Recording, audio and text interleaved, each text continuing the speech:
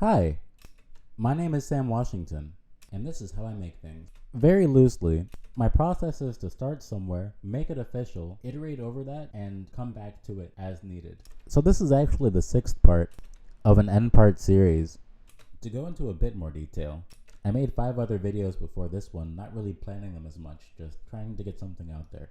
Each of these videos was documenting the process of how they themselves were being made. I made a playlist documenting my process, and I added to the playlist as I made the videos. I've noticed that progress can feel abstract, so I try to remember my relationship to it. I kept it simple by using tools I already knew. I used an application called OBS to record my screen and audio, and a text editor called Sublime to type my thoughts out.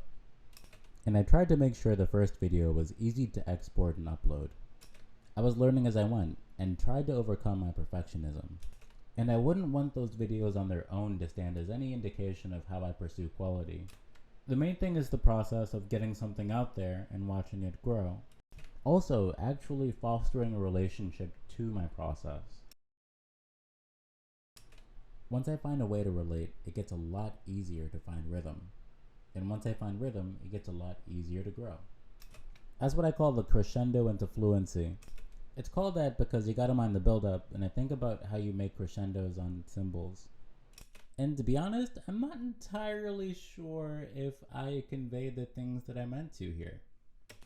And I want to emphasize that the main thing about this workflow is that it feels natural to me.